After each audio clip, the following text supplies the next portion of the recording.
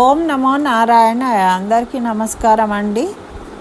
అందరికీ ముందుగా వినాయక చవితి శుభాకాంక్షలు.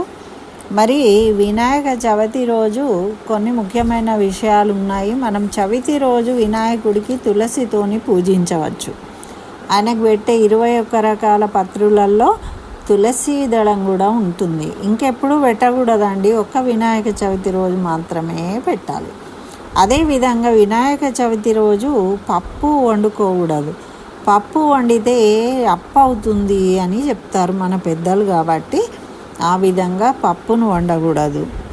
తర్వాత ఇంకొకటి ఏం చెప్తారంటే చంద్రదోషం కలుగుతుంది కాబట్టి చంద్రుని చూడకూడదు అని ఒకటి.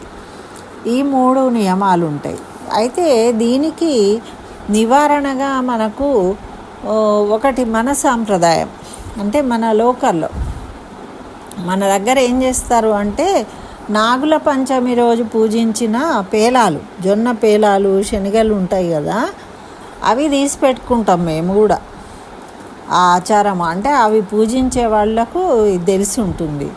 అయితే ఆ పుట్ట మీద పేలాలను ఉంచుకొని ఆ పుట్ట మీద పేలాలను తినడము, ఈరోజు తింటే మనకు ఆ దోషాలు ఏవి కలగవు అని. అసలు దోషాలే కాదండి అవి. కాకపోతే ఏంటి అంటే ఎవరిని నిందించకూడదు అని మనం అర్థం చేసుకోవాలి, తెలుసుకోవాలి. అట్లా చంద్రుడు నవ్వాడు కదా, అట్లా ఎవరికైనా ఎవరి ఇబ్బందులు వాళ్ళకు ఉంటాయి. అలా నవ్వడం అనేది మంచి విషయం కాదు అని మనం తెలుసుకోవాలన్నమాట.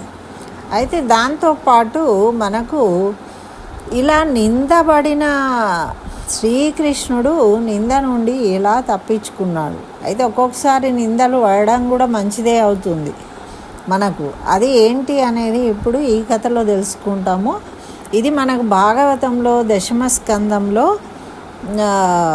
శమంతకోపాఖ్యానం అని ఉందండి.